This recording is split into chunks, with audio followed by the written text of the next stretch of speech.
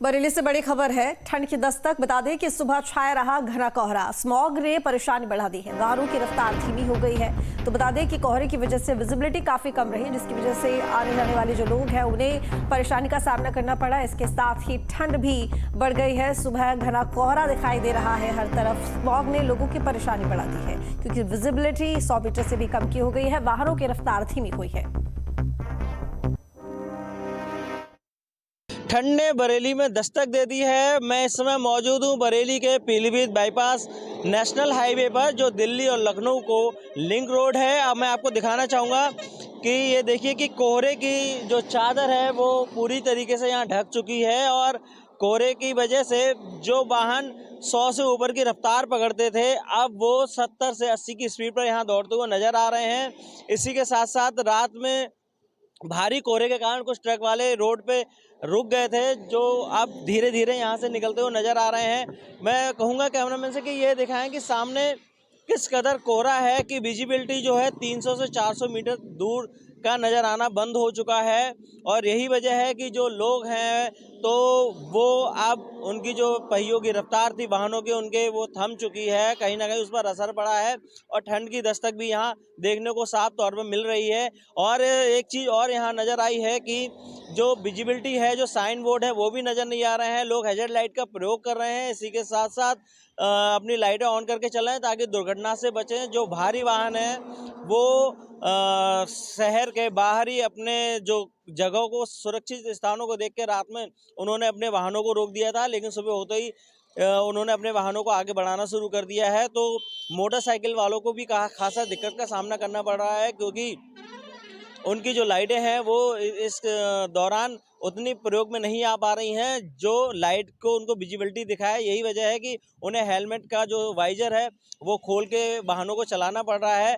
और कोहरा जो है अब बढ़ता हुआ जा रहा है क्योंकि आज अचानक कोहरा शहर में बढ़ा है। शहर के साथ साथ बाहर आउटर में भी काफ़ी अच्छा कोहरा बढ़ गया है और यही वजह है जिसका असर जनजीवन पर पड़ता हुआ नजर आ रहा है। वीडियो जर्नलिस्ट भागीरथ गोस्वामी के साथ मनोज कुमार, न्यूज स्टेट बरेली।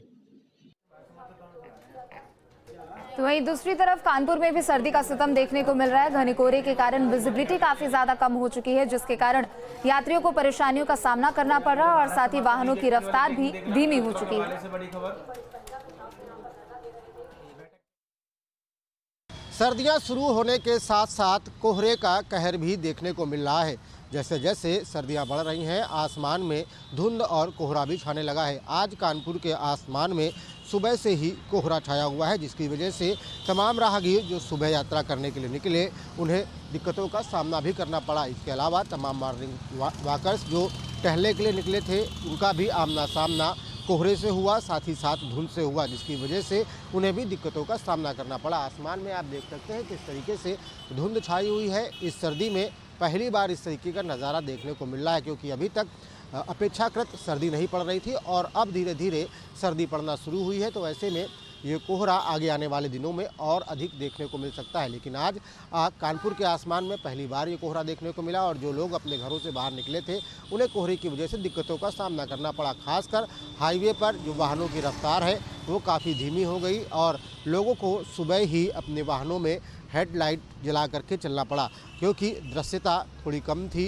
लेकिन जिस तरीके से ये कोहरे का आगाज़ हुआ है, आगे आने वाले दिनों में इसके और अधिक बढ़ने की संभावना जताई जा रही है क्योंकि सर्दी शुरू हुई है। ऐसे में जो प्रदूषण है वो भी बढ़ रहा है और जिस तरीके से स्मॉग बढ़ा है वो निश्चित तौर पर मॉर्निंग वॉकर्स और साथ ही साथ बुजुर्ग लोगों के लिए खतरनाक साबित होने वाला है। वीडियो जर्नलिस्ट अमित सिंह के साथ श्याम तिवारी, न्यूज स्टेट कानपुर।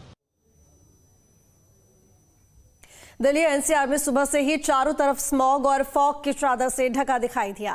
कई इलाकों में तो स्मॉग और फॉग के इस डबल अटैक का असर सड़क पर कम विजिबिलिटी के तौर पर भी दिखा।